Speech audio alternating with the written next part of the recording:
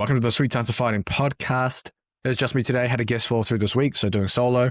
I put a story up on Instagram for some questions. I put that up like 2 days ago, and I didn't realize that it doesn't save the questions. Actually, I have one in my inbox, so I do have. And I remember the other one, so I've definitely got two that I'll cover. So I've got a couple of questions I'll cover from there, and if anyone's watching live, you can throw questions in the chat too, and I'll answer those. Let me just see if I can find that question while I talk here. But what I'm going to do is I'll run through those and anything else that pops up. But first, if anyone saw my latest YouTube video, yes, I am being sued for alleged defamation by Chongji from Secret of Athleticism. I'm sure you are familiar with his account and content, one of the fascia bros. And lawyers are expensive. So I'm running a Black Friday sale. There's 30% off the annual membership. I'll put everything down in the description. That will be Black 30. And then if you just want to do monthly, Black 1 will give you your first month for $1 after a 7-day free trial. So you end up getting 5 weeks for $1 for the training app. So go check those out. And that obviously helps with, the lawyer. Man, lawyers are so expensive. It is crazy. And obviously in America, people will sue for anything. So yeah. Alleged defamation over an Instagram comment of all things, which is pretty crazy. So I've got a question here. I've got another question lined up. Let's just get straight into it with that out of the way. A question in the chat here around why is BJJ so popular? Not a strength and conditioning question, but regardless, it's probably popular. I mean, it's been growing ever since, I guess, honestly, you could probably circle Joe Rogan podcast as probably the start of it starting to become popular. Well, not the start, UFC 1 and 2, but then obviously it got pushed mainstream with Joe Rogan, and then it's just become a fun and exciting sport for many people to get into. And I think a lot of people who wanted to get into combat sports probably didn't want to get into sports where they get their head bashed in. And I think with more and more issues coming around, or at least awareness around concussion, CTE, etc., people are looking to avoid that. And jiu-jitsu is a way you can do full live combat without having any of those issues. You just get every other bodily joint issue instead. So that's the trade-off. All right, let's go into the questions. So I'll start with one that I remember that is not saved on here. And it was around power development, or how does power training, or just, I guess you could just do training in the gym, transfer over to the sport when it is a sport specific skill essentially to generate that power. Now, I probably paraphrase that very poorly, but essentially to sum it up, it's like, how does doing a jump, and which improves potentially my power output, then transfer to the skill of throwing a strike or a punch? Maybe they're so different that improving one doesn't mean that it's potentially going to improve the other. So why do the jump, etc.? So when we're looking at training generally, we can start with this idea of specificity, because that's kind of where we're looking at transfer, and it exists on a spectrum. And I made a post on Instagram the other day.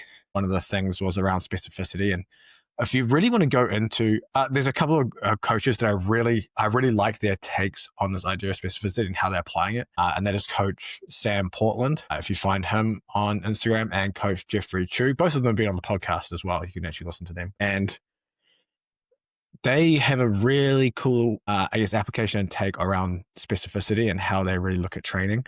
And it's just this idea of like, there's a spectrum of what is specific and what is not. So you can have specific skills, and you can overload certain skills and certain parts of a skill. And then you can look at the underlying physiology or muscle architecture that can help improve some of the qualities, which can then potentially transfer to the skill. Now, nothing is going to transfer one-to-one unless it's the actual skill itself. So maybe if you're breaking down an exercise and trying to get the feeling of a movement, that will be slightly different. But if you're doing things like jumps, throws, all the usual stuff, squatting, the idea is that you improve your capacity and capability to generate. Everything comes down to impulse, right? Everything is force multiplied by time, and you're improving your ability to produce this impulse in certain periods of time. And the idea is that you're able to use this within the sporting skills that you're doing, because you're practicing and getting better at the sporting skill. And that means that you're able to apply your newfound, we'll just call it quote unquote strength and power into this new skill.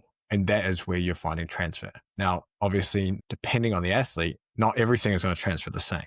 So for someone who's new to lifting, just getting stronger in the basic lifts is you're going to feel a difference. And everyone else is going to feel a difference that is going against you. For someone who already squats 2 times body weight and they start squatting 2.2, you may not see that same transfer because there's a limitation or diminishing returns at some point of what is going to get there. And that may not be the limiting factor in what is holding them back from whatever it is. And of course, the sport is always the first and main priority and king. And I hope that answers everything around that. If you're anything like me, you're short on time. Kids, family, work, training, and having to cook meals on top of that, it's just not going to happen. So I'm happy to announce Trifecta Nutrition are sponsoring the podcast. You get epic meals like these ones: turkey taco bowl, Texas barbecue protein plate. These are a couple of my favorites. But it means you don't have to prepare all your own meals, and it makes getting and good nutrition relatively easy. I've tried other meal delivery companies. Most of them are too high fat, not enough carbohydrates, or if you're getting kits where you have to cook it yourself, the portions for 2 is actually for 1, especially if you are like me and you're training often. So if you want to take something off your plate and have meals like this delivered to your door, go down the description. There's a link there where you can order Trifecta meals. This is the performance line, which are higher protein and higher carbohydrate. And you can use code LIFTBIG40. You'll get 40% off your first order. But a follow-up question in the chat here: does BJJ cause unnecessary injuries as opposed to other martial arts such as judo, which have a more holistic range of skills? Motion. I haven't gone through the injury data in a long time, but I'm not going to say that it causes more unnecessary injuries. They will both have injuries, but from different sporting scenarios. So judo will probably be mainly from falling from the throws. Right now, I'm not going to say helping. Going through a paper from one of the guests that he's about to publish on catch wrestling, looking at the injury data there with so many being from that throw, and then the injuries on the head and neck. And then obviously with jiu-jitsu, you just got, jiu-jitsu I think is mainly from the knees. So you got just different application. Obviously with the knees, you've just got nasty leg locks going on right now, especially with the way the game is being played. You've got more professionalism going on, so people are willing to rip leg locks in competitions because they're trying to make it to the top, versus maybe back in the day when leg locks were more stigmatized and people wouldn't rip them as hard. So yeah, there's multiple factors with that kind of injury epidemic. Let's go to the next question I have here. They're all strength to power based questions. So, thoughts on band resisted hex bar drop jump versus normal hex bar jumps? Is there a significant difference? Cal Dietz thinks Olympic lifts don't have a good transfer to sports because of how long it takes to perform them, and recommends band resisted hex drop jumps. Okay, this is 2 questions. So let's start with the first one. Band resisted hex bar drop jumps versus normal hex bar jumps. So there's basically 2 different exercises, or 2 different variations at least. So for anyone who's not familiar with the hex bar, trap bar is another word for it. Basically the bar that has you stand inside of and deadlift with your arms by your side instead of using a barbell with your hands in front of you. If you're going to choose between a regular deadlift and a trap bar deadlift or hex bar deadlift, typically I would lean towards the hex bar deadlift. If you're going to deadlift, obviously your preference is up to you. But if we're talking about jumps, so normal hex bar jumps versus the band resisted drop jump. Okay, yeah. Because that's like an overspeed. So one is to really nail in the essential qualities, which would be the band resisted version. And then one is just your typical loaded ballistic variation. Both have purposes. Now, how you decide which one you use, typically you'd probably do this more in a progression because most people are not ready to go into something like a band resisted hex bar drop jump, because that is a relatively high skilled and pretty intense training method. So you would do your normal hex bar jumps. Now, loaded jumps, in my opinion, are a relatively good substitute if you're not doing the Olympic lifts. If you're doing the Olympic lifts and Olympic weightlifting variations, then you probably don't need to do loaded jumps, but you still can use them. I like the hex bar jump in particular because it's loaded with your hands. It actually takes a lot of the impact off when you hit the ground versus having the bar on your back, but obviously it's kind of depending on what equipment you have. But with a low jump, obviously you're going to have a longer descent time, you're going to have a longer push-off time, and then you're not going to jump as high. You're potentially going to express more power because you have some load there, but it's going to be slower. It doesn't mean it's not useful, because even though you're jumping with maximal intent, you're still getting the accelerated force time curve, but you're just having a longer time to apply that force. So you're still overloading impulse in that instance, just at longer time frames. And honestly, while there's nothing wrong with that, that makes it perfect sense to do for somebody maybe in a more quote unquote off camp kind of phase. We'll call it off camp, even though we don't have camps, but whatever. Then, as you may want to improve faster reactive qualities, maybe once you've just really nailed in some of these more, let's call them like jump power qualities, you want to go and get more of that reactive, eccentric rate of force development work, things that really separate the very top fighters from the, elite fighters still, but not world-class ones. You would do something like band-resisted hex bar drop jumps. Drop jumps, I think by drop jumps, you're still on the ground, not actually off a box. In the sense, it's just for anyone listening, but what's called a band-resisted hex bar jump. So it's gonna make a faster descent. You have to put the brakes on even faster, and then you're gonna have to reverse that and jump as high as possible. So you get a huge eccentric rate of force development load, which is awesome, because we want some of those eccentric specific adaptations, because that's where you're going to develop a lot of speed, and then you're having to propel yourself vertically after that. So do them both if you can, and you would do your band-resisted hex bar jumps. You could say more as a peaking version. So if you follow like a phase one, maybe doing slower eccentric work with some maybe like longer stretch shortening cycle jumps, that's where you might put this normal hex bar jump, maybe with some slower descent, 2 up, 1 down work, or eccentric overload, or even heavier flywheels. And then your next phase, you might be doing faster work. So you might be doing this band-resisted hex bar jump. You might be doing some more drop catch variations, etc. That's how it could potentially fit within like phases of a training program. If you're more into like a traditional, I don't know, maybe you like doing more traditional block style stuff, which I'm not a huge fan of, but maybe you're doing like a strength phase, and that's where you maybe put your normal hex bar jumps. You might be doing a quote unquote power phase, and that's where you put like your band resisted hex bar jumps. And then on Caldex thinks long lift don't have good transfer to sports because how long it takes to perform, and recommends band resisted hex bar jumps. So it depends. I'm going to say it to be. Most things have a place. I think the Olympic lifts are good options to use. They're obviously they take a little more technical proficiency to learn and do. There are different variations you can do of the Olympic lift, so that can change the time application of force that would be quote unquote more sport specific. So doing a power clean from the floor versus a power clean from the high blocks is vastly different. The time you have to apply that force from the high blocks is very quick. From the floor, obviously you have a lot longer. So there are different things you can change depending on what you're trying to achieve. Now, there's not much that will come close to the speeds you're going to move relatively heavy loads when it comes to Olympic lifts. So for grappling and wrestling-based sports, love it. Love them because they develop the strength, the speed, and the power, and the musculature that's so important for that sport that you just get brutally strong from it, then it works well. For strikers, I don't think they are as, I don't want to say useful, I'm going to say as important. I think you can get away more with more of the ballistic variations anyway. Regarding transfer, again, if I come back to the other question I had on transfer, you're either improving the physical qualities to be able to be used within your technical training, or you're using more specific quote unquote drills that are ingraining something that allows you to get the feeling to be able to transfer. So sometimes you're doing something to transfer a feeling versus something where you're developing the underlying, say, physiology and qualities. So it kind of depends on what you're trying to get. But I do like Olympic lifts. I don't think you have to do them. I went through essentially my whole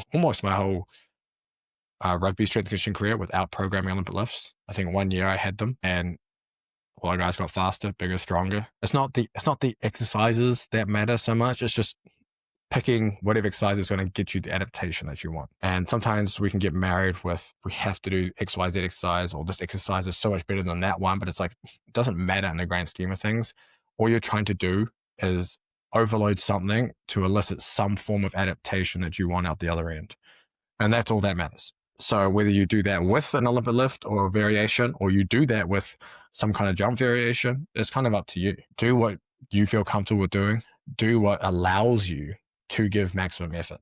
Sometimes you see people do like various Olympic lifts and they look slow because they don't have the technique down and stuff like that, which, they might be learning. But if you're in that phase, you'd probably do jumps alongside with it because you're probably not getting the adaptation out of the lifts yet. So you might do the lifts as more of a technical thing, and then you might do your actual loaded jumps to be able to get that change. So hopefully that answers that question. I have some more in the chat here. Which martial art or more specific sports programs have the most holistic approach to strength conditioning, in my opinion? For example, Soviet boxing seems to be very highly esteemed. Yeah, I think the Soviet boxing stuff has kind of become a trend, a social media trend. It's funny because I think people look at a lot of the Soviet stuff as kind of gold standard gospel for training. I mean, having lived in the Eastern Bloc countries, it's the sports system is completely different to the Western world. The reason, okay, how do I explain this? The sports system's so different. No Western world will be able to implement what is done kind of in the Eastern Bloc area, which is still being done in a sense. So there's a couple of things that kind of lend to what they do. So let me just give you a brief overview of the structure. A lot of these sports, so Olympic-based sports, kids start at a young age. And I'm talking like primary school age. They're full-time doing whatever the Olympic sport is. They go to school twice a week for about 2 hours. So I think it's about 4 hours of total school a week, 2 to 4 hours. And the rest of the time, they train twice a day. And it's not because they've been selected as, I don't know, well, talent ID is a load of bullshit anyway. But it's not that they've been selected because of their physical qualities or whatever. It's because some of these people in these countries are so poor and the wages are so bad that these kids get paid to be part of these programs and the parents get the money. So it's a way to help their family. And they do the sport. It's literally a war of attrition where it's like an assembly line. You literally, you have to train and perform because you have no other option. You have nothing else. That's all you have. And you go and you train and you compete, and you actually have a path out of poverty because the government will pay you a pension for medals. So if you win first, second, or third at a national competition in whatever sport, you make X amount of euros, or whatever the currency is in the country, per month for life. So when you see like Olympic weightlifters from Eastern Bloc countries and they are winning medals on the Olympic or world stage, they are making thousands of euros a month, and that stacks on each other for life. So they never have to work again once they finish their career. It's also why you see a lot of athletes from different countries, if say they're going for a world record in a certain sport, they'll break it by 1 kg, because every time you break a record, it's another bonus. So a lot of these countries work on bonus structures, and they work on kind of like pension structures when you win medals for that country or win nationals for that club in that country. So you have a system that essentially breeds athletes out of necessity. They have no other option except to be good at the sport that they've been put into. And does that mean their training methods are gold standard? I mean, there's a lot of great research and stuff that's come out of kind of that era. You can go through all the old Verkhoshansky texts, etc., and that's all good. But you'll see that a lot of these guys start training at such a young age, multiple times a day, and that's all they do.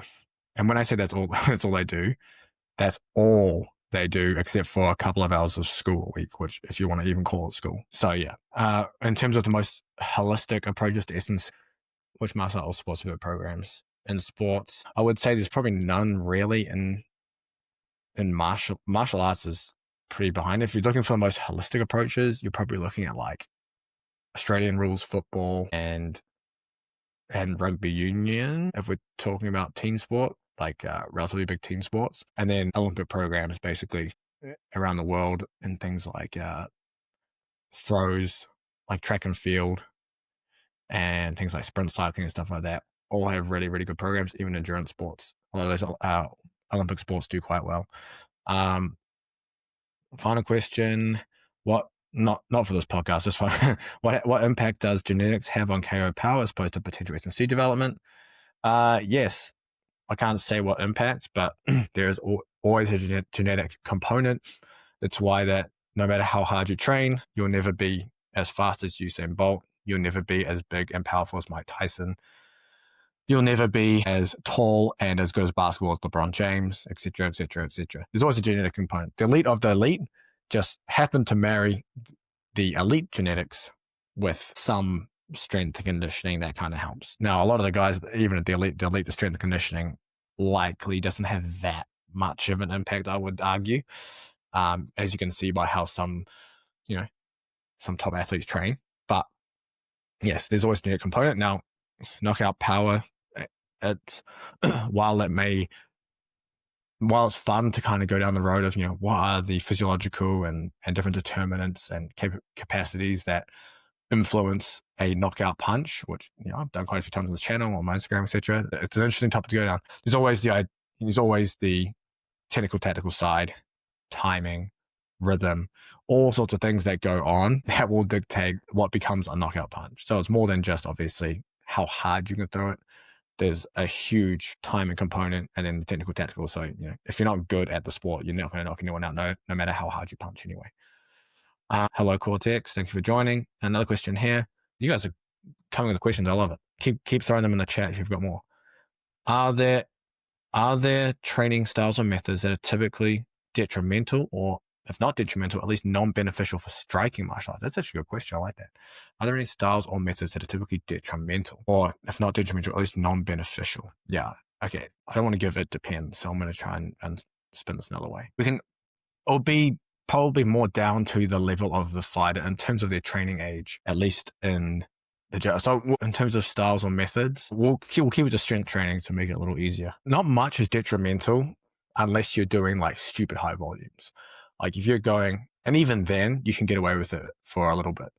So if you are, let's say like a beginner in the gym, you've been boxing for a few years, you're looking to compete, and you're just looking to start lifting weights. There's not much I don't think there's anything that would be detrimental unless you just went and just blasted like full bro split, so much volume that you're so sore that you can't actually box.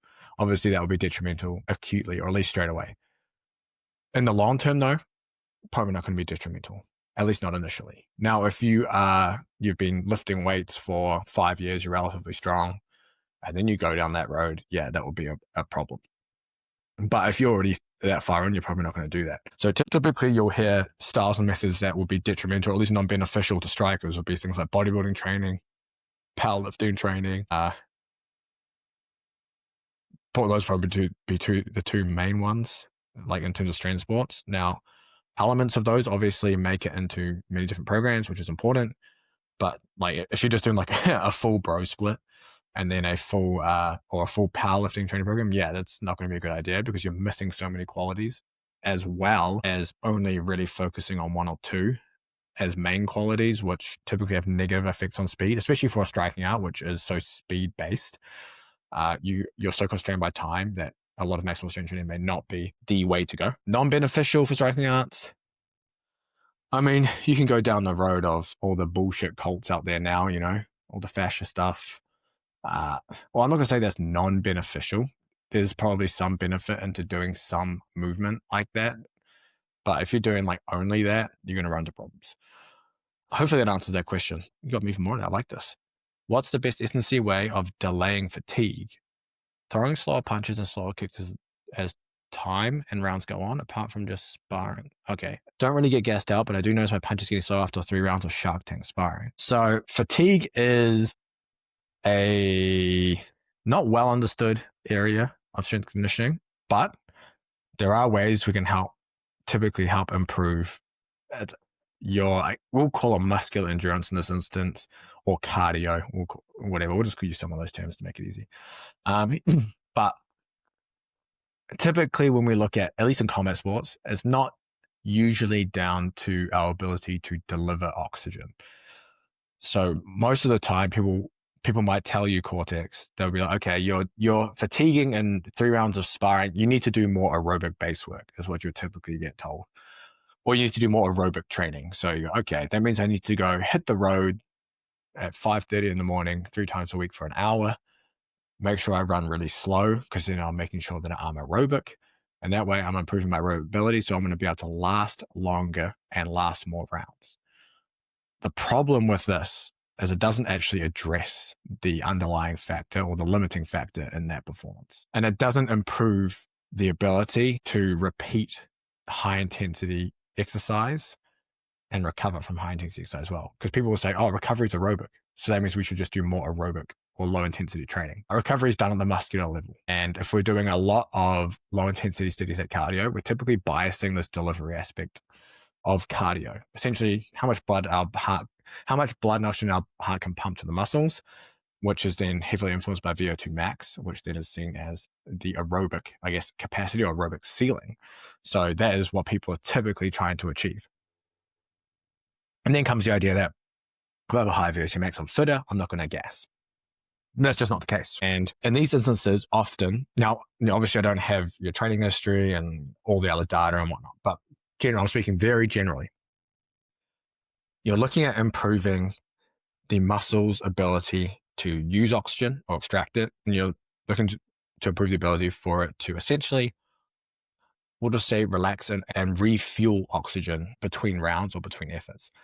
So in the example of your shark tag sparring, you're doing 3 rounds, and by, I don't know, rounds 2 and 3, things are starting to slow down a bit. It's because you're not recovering well enough in that 1 minute. Well, yeah, I'm assuming 1 minute rest between these rounds. And if you want to facilitate that recovery, and potentially even how quickly or how efficiently you use oxygen when you start the rounds, it comes down to one of the main factors. It comes down to mitochondrial content, so how much mitochondria you have in the muscle, and then mitochondrial function, which is how well it can, or how quickly it can switch on and switch off. Because if it switches on quickly, it means you're using oxygen fast and efficiently when the round starts. And then if it switches off quickly, it allows your muscle to quickly refuel the oxygen to recover for the next round.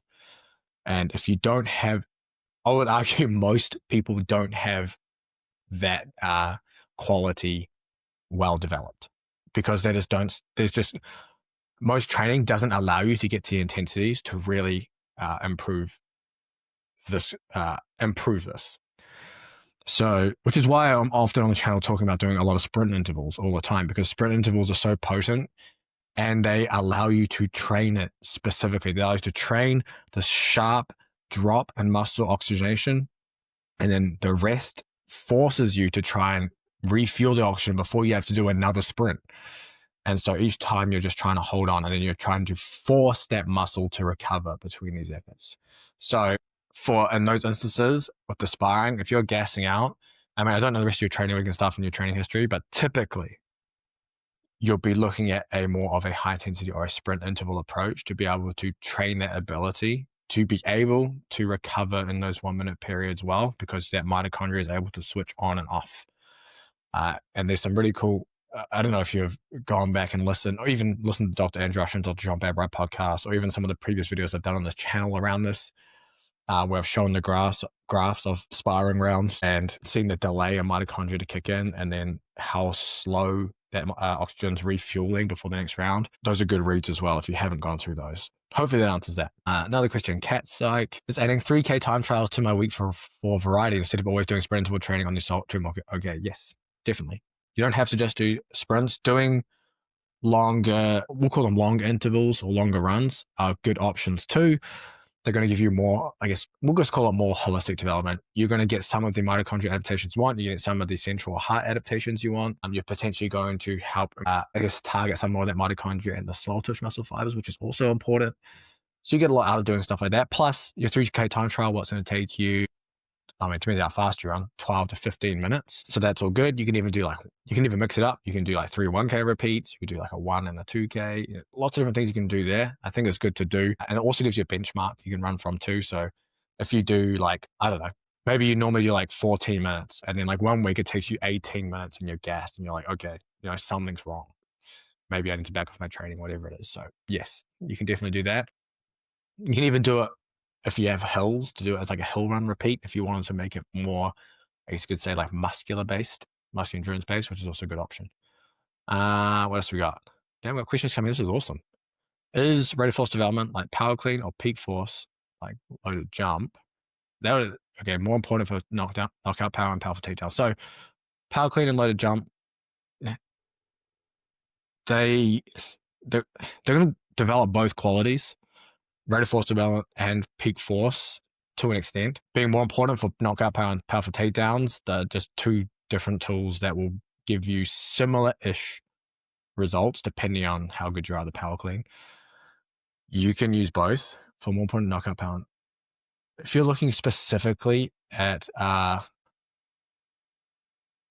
if we look specifically at knockout power and powerful takedowns, I mean,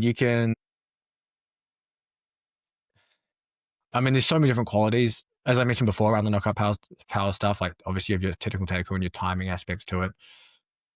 You're going to be looking at things like, if you've got the boxing strength conditioning blueprint, which I wrote, I'd highly recommend you read that too, because that kind of goes into this idea of activation, relaxation, and then obviously just, I guess we'll call it rate of force development, rate of power development in there. So there's both those tools work in a sense, really. You get generally stronger to an extent, and then you're gonna, well, not and then, and at the same time you're going to be doing your main ballistic movements, plyometric movements, targeting the adaptations of the muscle to be able to improve contractile velocity of that muscle, neural changes like these jumps and power cleans, and you're going to be good to go. The guests I'm waiting for the most to come to the podcast are Dan Cleeser and another Seth Nikolensky. So yeah, Dan Cleeser, we've been trying to book it for the past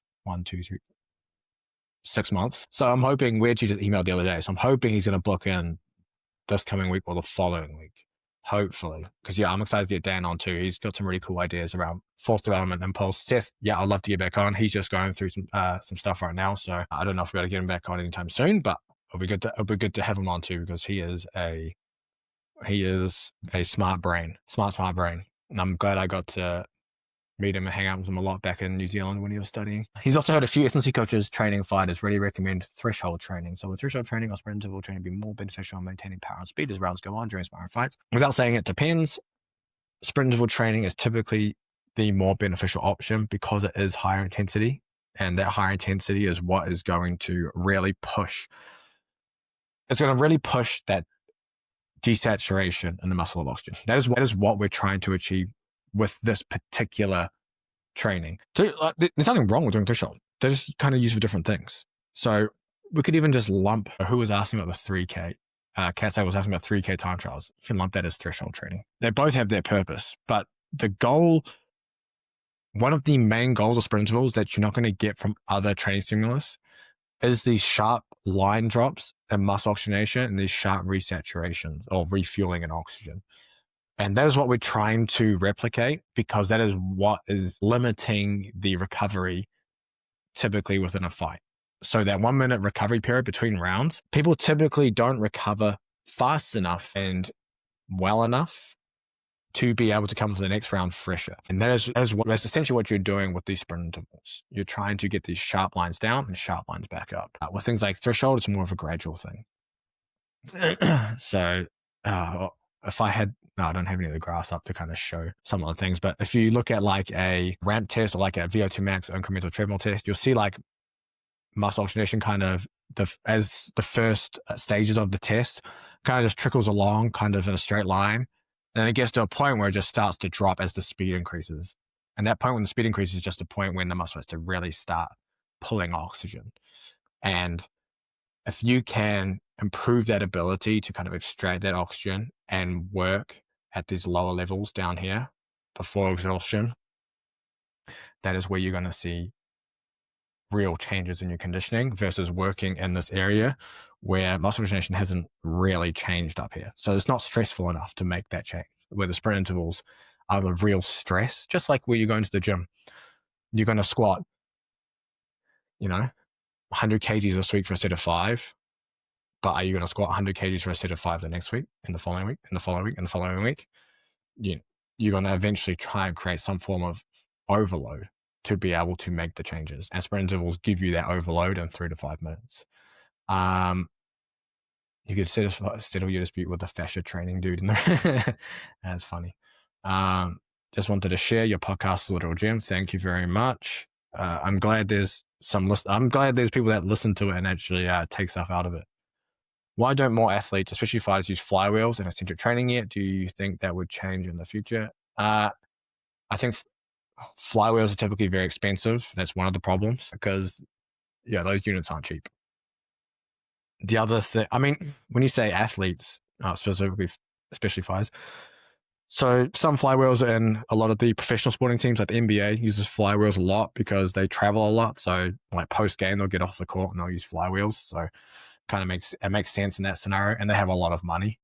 I think within sports like football, American football, you've got a very well ingrained kind of like West Side barbell culture. So that ain't going to change anytime soon. Within fighting, strength training is barely getting through, or strength conditioning is barely getting through now. So flywheels will be far, far behind. But yeah, I think it's more of an expense thing, maybe a knowledge thing. Eccentric training, I think, hasn't come through because if you're thinking about like the strength conditioning profession, most coaches go through the ringer in professional sport, like most of us have. So you spend years trying to get into work into the professional environment.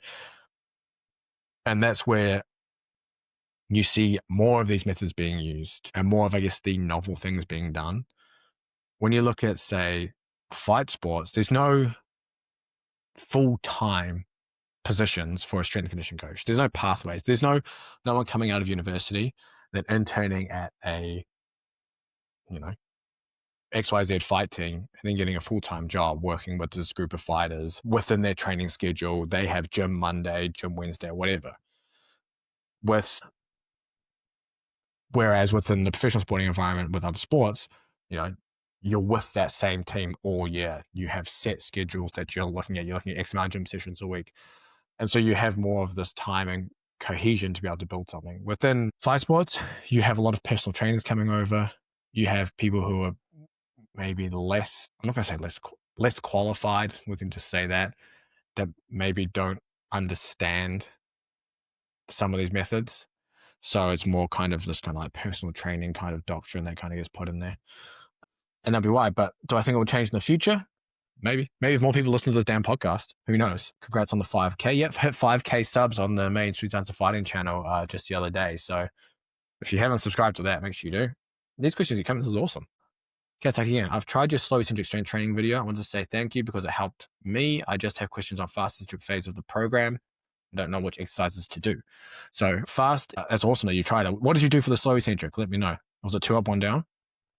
To make it easy. For fast eccentric phase, so for fast eccentric, you're looking at the easiest ways to implement it, if you don't have flywheels and stuff like that, is drop catch variations.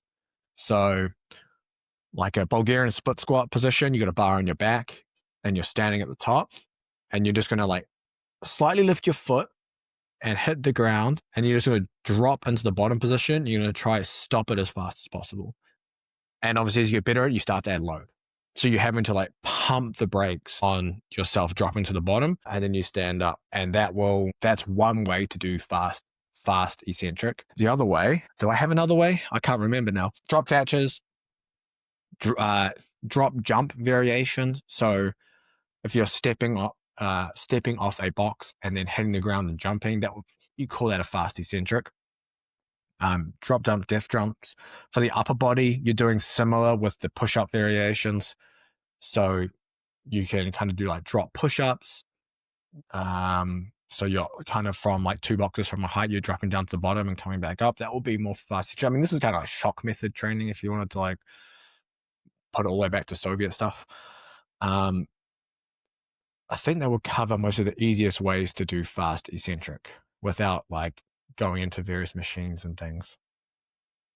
Yeah, those will probably be the 2 easiest, simple ways to go about it. That would actually be doable in a normal gym. Just trying to think now off the top of my head if there's another way that it can be done, or if I've forgotten one. But yeah, I'm sure someone can comment on this when it comes out anyway if they have more options. I have it in my book somewhere. I think it's downstairs maybe. But yeah, if you have flywheels, fast flywheels work. Drop catches. Yeah, that's what I've got for you. So if you're, for example, you said you did 2 up, 1 down, you followed the program from the strength training video with Terence Crawford as the thumbnail. Yeah, that's a good video. That might have been, oh yeah, that was the boxing strength one, I think. Yeah, that was a good video if anyone hasn't watched it. That's cool. I think that's all the questions I have here so far. If anyone has any more questions, throw them in here. I'll wait a little bit just to see if any more comes through. But have our last cohort call soon for the conditioning mentorship with Dr. Andrew Usher. So if you're interested in joining that, we're seeing if we're going to do another one next year. I'll leave a link in the description anyway. And you can join the waitlist. Got a question in here. Is there a specific reason you typically recommend certain intervals that target lower body, or one expect similar results for upper body sprint intervals? So sprint interval on bikes, air bikes, etc., you still get a global stimulus, so you will still get upper body adaptations. Now, you can do upper body sprint intervals, but the problem is you have to have the equipment to do it, and very, very few people have like an upper body arm crank. So if you have an arm crank, you can do it. I mean, I would not want to be the person doing it, but you can. You could do like a lower body bike sprint interval and an upper body arm crank interval if you wanted. But it is not, you don't have to. It's not necessary, but it's something you can do. So if you have that option, do it. See how it goes. You will probably hate life, but you can definitely do that. So, because it's a lot of things that come up is, if you just do bike sprints, are the adaptations not just happening in the lower body? I had those questions too, but I think Dr. Josh, Dr. Taniwha, they have data showing that you still see drops in muscle oxygenation in the upper body, like the shoulders, when doing bike sprints. And if you're doing with the air bike anyway, you're using your upper body to push and pull those handles as you pedal. So it ends up being a full body stimulus. That's what makes the air bike a pretty solid stimulus for the bike sprints. Obviously, there are limitations, as with anything, because the speeds are much slower. So you're not going to get those very, very high, like sprint speed RPMs or cadences. But if you're we're just going for like that straight conditioning stimulus with the sprint intervals, the air bike is a very good option. You can't go wrong. And in terms of like air bikes, you can use assault bikes and rogue eco bikes. Rogue eco bikes are definitely, I'm not going to say harder because they're both hard, but because it's belt driven and not chain driven, almost gives you some of that momentum on the assault bike. Whereas the belt on the Rogue doesn't give you that same momentum. So it's a little harder, which is nice. Also, then if you have a Rogue Echo and you have the V3, it has Bluetooth, so you can actually connect that to your phone through the VO2 Master app, and you can get power data, which is pretty cool. So, and then the Assault, I think you need like the Assault Elite. I think you need like the most expensive Assault bike version to be able to connect it to your phone and get power data and stuff. So those would be your best options there. Rogue should definitely sponsor me or something on this podcast. That would be nice. It would help pay some of those lawyer fees too, but maybe I think this podcast is too small for that. And see many more questions come through. No problem, Vong Stern. Hopefully I said that right. But hopefully this coming week we should Mladen Jovanovic should be booking back in. So he is the author of Strength Training Manual. There's a few other bits and pieces. He's been around for a long, long time. I was using a strength card builder for years. This boy had this back when we didn't have AI. I mean, we don't really use AI that much in sport now. It's just kind of coming through. But he had a really cool strength card builder. So if there are any coaches that are looking for like a strength card template on Excel that allows you to like plan 4-week training programs, like with drop down boxes, it's epic. I use that religiously. But yeah, I think that's all the questions that come through. I appreciate you guys tuning in, and I don't think I have any other announcements to make other than everything I made at the start. So I'll see you guys in the next episode. If you have any guests that you recommend that you want to be on the podcast, let me know, because I'm always looking for new guests to reach out to and stuff like that, or tag me in them, or tell them to get on this podcast, All of that always helps. Like, subscribe, that always helps. Share it. Anything, any interaction with any content helps massively. So I appreciate you guys coming on, and I'll see you guys in the next episode.